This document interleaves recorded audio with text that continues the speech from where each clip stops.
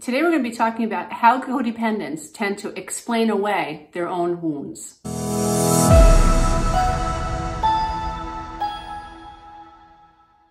What I mean by explaining away our own wounds, as a recovering codependent, self-proclaimed codependent person myself on the path to recovery, what I mean by this is that codependents tend to explain away their boo-boos. So when somebody hurts a codependent, let's say a parent who is emotionally abusive or is narcissistic and hurts the codependent in some way as a child, abandons them, doesn't show up for a parent-teacher meeting, or is drunk and doesn't pick them up at the soccer field like they said they were going to do, or doesn't come through with some promise.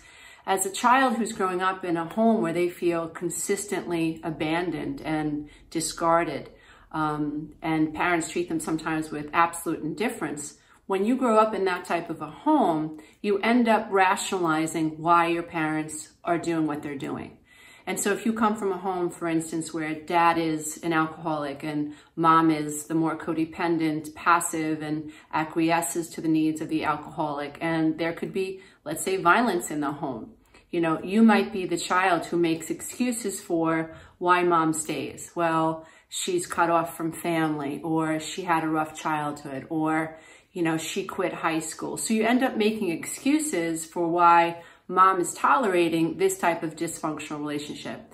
And unfortunately, that becomes a pattern in your own life. You end up making excuses for why people consistently don't show up for you, or why people are indifferent towards you, or why people consistently make the relationship about them and about their needs and how you're supposed to meet their needs, right?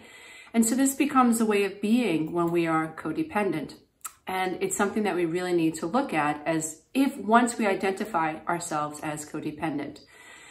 If you are codependent and you're recognizing that you're codependent, that's an absolutely beautiful and wonderful thing, because it means that you're awakening. It means that you're realizing that you were once living below the veil of consciousness. You were once allowing these subconscious patterns that were programmed into you when you were a child. You're learning about them and you're learning to understand they don't have to control your life anymore. None of us are born awake. We're all born asleep. All men are born into a sleep state, right? Children are in a dream state when they're born. And we are in a theta brainwave state up until about the age of 7, which means that you are being hypnotized what's happening outside of you. And so if mom is enabling dad, and mom is making excuses for why dad drinks, and mom is making excuses for why dad is abusive, and mom is making excuses for why dad keeps losing his job, or he keeps cheating, or whatever it is, if mom keeps excusing dad, then that programs you to excuse when people abuse you as well. So on a systematic level, what you're being taught about life, the construct, the framework for you is that there are absolutely no boundaries and I do not exist. When we are codependent and we're living below the veil of consciousness, we don't know it, right? We've been downloaded with a blueprint, and our models for relationships are our mothers and fathers. So if dad is an alcoholic and dad has an addiction issue, then that's part of our download. So don't be surprised if you came from an alcoholic home and you married an alcoholic, or your children suffer with alcoholism, or maybe you suffer with addiction, right? So what goes in comes out. The sins of the mother and father fall on the children. This is karma. It's the law of cause and effect. Karma isn't about punishment. It's about it is what it is, What goes in comes out. And so if you were downloaded to feel and to believe that when stressed you reach for a chemical like alcohol, then that's going to be the first thing that you do, or it could be one of the first things that you do. On an emotional or vibrational level, when you are around somebody who has an addiction problem, your body is going to tingle, right? And your brain is going to say, oh, that's an attraction. Oh, it's an attraction. It's an attraction because it's familiar. It's not an attraction because it's healthy. It's just an attraction. So part of the download is how do you show up in relationships? And so if you're somebody who excuses away why your best friend is rude to you, then you are not part of that reality. It's all about your friend. It's all about what she said. It's all about her hedonistic need to stay in control, right? And instant gratification. So she feels a little off, and to make herself feel better, she's got to make you feel bad, right? And so as a codependent, you will excuse that and put that to bed. Why? Because you don't have any framework for a boundary. Mom enabled dad. Dad was absorbed inside this addiction or whatever was going on, right? So he was self-absorbed and was unable to recognize perhaps that it was an addiction or whatever. You know, the point is it was an addiction and it wasn't being taken care of. It wasn't being addressed, and there was enabling going on. And when there's enabling and there's no boundaries, what happens is there's enmeshment. So if you've got 5 family members in a family, they all become enmeshed. There's no individualization. When we as recovering codependents recognize that we have codependency, it's an opportunity to awaken, to live above the veil of consciousness, I like to say. So we pierce this veil and we recognize, whoa, I have been living my childhood patterns. This is what repetition compulsion is all about. I do not have healthy data. I do not have healthy programs to help me deal with this. And so before, what was happening is your reward system may have been, it's good to excuse. And if you want to live a life that's, fulfilling and purpose-driven, then you've got to stop doing that. But you can't stop doing that until you know how to stop doing that.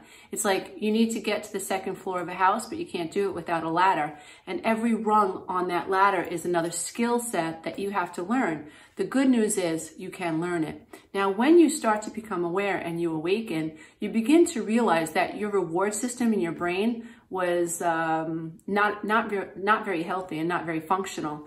Maybe the reward center in your brain was all about excusing an alcoholic or excusing a narcissist or about excusing a toxic person and about caretaking and about rescuing and being agreeable. So your reward system in your brain is actually carving you and your experience out of the experience.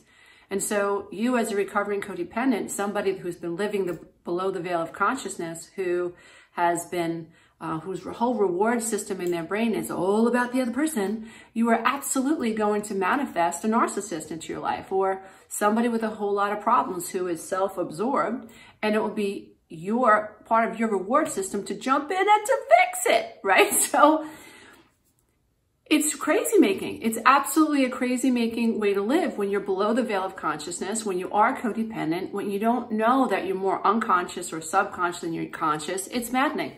But the good news is that you can fix it. There is a ladder, and there are skill sets that you can use to help you in each situation, which is just amazing. But you have to be conscientious enough, and you have to want to heal more than you want to do anything else. It has to become, when I was recovering from codependency, it was my life.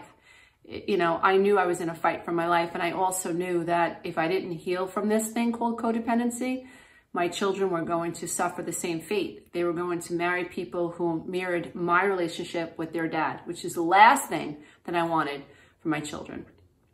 I didn't grow up loving myself. I didn't have a sense of self. My sense of self, again, my reward system was about taking care of other people. I thought that that's where my identity lied, and it didn't help that it came from, not that all Catholics, have this mindset, but I was raised in a very Catholic home and went to Catholic school, from grammar school to high school. And it was programmed into me to think that the doing for others was where my identity or my purpose would come from. And then as I became a more critical thinker and I started to be more objective about my programs and my data, I realized, wait a minute, the commandment is love others as you love yourself. So I have to have a self, right? And then as I studied psychology, I recognized that, Carl Jung talked about having many selves, and that I have a true self, and I have a self that it can observe all these other lower selves or more unconscious selves, which just made me realize that it wasn't me, it was my programming that I needed to fix. And one of the programs that I absolutely needed to fix was I had to stop making excuses for why people did what they did. But before I could do that, I had to develop a system in my mind that allowed me to tap back into how I felt. Because when you're codependent, you're talked out of having an experience. Because your whole reason for living is about the other person, right? How do they feel? What do they think? What do they need? What do they want? And so in order for me to develop a system in my head that would allow me to stop making excuses for other people, then that meant that I had to somehow reorganize my mind so that I could actually have an experience. And part of that was learning how to tap back into my body, which was not an easy thing to do because you're not psychologically, well, we're not psychologically wired to heal.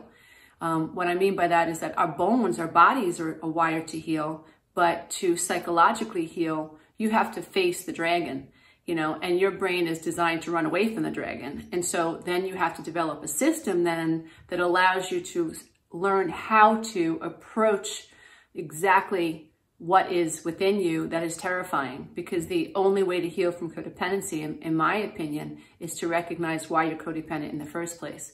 So that means you have to look in the places that hurt the most. You have to look at your childhood. You have to recognize how you were abandoned, you know, and so many people struggle with saying, my parents abandoned me. It's like, it doesn't make sense, right? It's like, my parents loved me. They put a roof over my head and I had food on the table and I went to a good school. And then there are adult children out there who could say, well, no. My parents were destructive. They were unpredictable. My mother was a mess. My father was a mess. You know, they were absolutely overtly abusive. And then there are people who were abused by omission. So you were abused by not receiving medical care. You were abused by not having someone care about you and nurture you, right? So you were abused by not receiving. It's so much easier to understand when you're abused by receiving something, when something happens to you. That's easy. That's overt versus covert. It's really difficult when you're trying to heal and learn how to stay in your body so you can have an experience so that you can tap into this sixth sense and says, wait a minute, you know, I don't like what my husband just said, or I don't like what my best friend said, or, I don't like what my alcoholic uncle is insinuating at Thanksgiving dinner right now. You know, in order for you to stop making excuses, you have to learn how to tap into the body. You have to learn to sit with these experiences that your brain wants to run from. And so this video is all about hopefully shedding some light on why it's so difficult to heal from codependency. It's not you, it's just your programming. And we all are born to live an unconscious life. Mental health in terms of healing from anything that's bothering us, we're wired to not look at it, you know. Lions and tigers and bears, oh my, I don't want to look at that, you know, like I don't want to look at that painful event in the past. You're literally wired to like stick it in a Tupperware container, stick it in your brain somewhere and go on, you know. And until we develop steps and those rings on that ladder, those rungs on that ladder, we stay stuck. But I just hope that the videos that I create, the programs that I create, the books that I write, the social media posts that we post on Instagram and Pinterest and Facebook and all over the place, you know, my hope is that it just raises your awareness around this topic, because I believe codependency is the absolute epidemic. And I don't know that I'm seeking your validation until I recognize that I'm living below the veil of consciousness and I recognize what the reward system is in my brain that's running by default. Your brain has what's called a default mode network. And if you are in a troubled relationship and you are unhappy, or if you're married to a narcissist, if you keep attracting narcissistic people, there's a reason, there's a pattern that's running. And until you become conscientious enough, and until you become determined enough to observe those patterns are going to still run. I just hope that this message was able to raise your awareness around this topic and maybe ask yourself, like, what am I running from? Why do I make excuses for people? What emotions am I afraid to feel? Why am I afraid to feel these emotions? Who do I act codependent upon? What was my childhood like? You know, did I ever feel seen? Did I ever feel valuable? Who makes me feel invaluable today? What relationships have been the most difficult for me? Why are these relationships so difficult for me? Ask yourself these questions because that will raise your level of consciousness. And in that space, you get to observe your true self.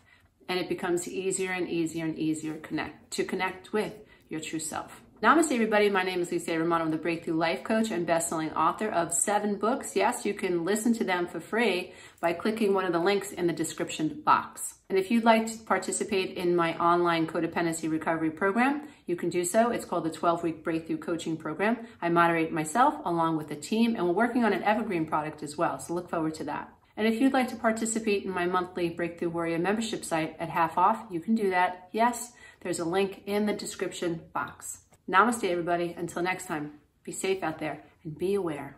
If you love this content, check out the next video and don't forget to click the link below so you can take the Codependency Quiz.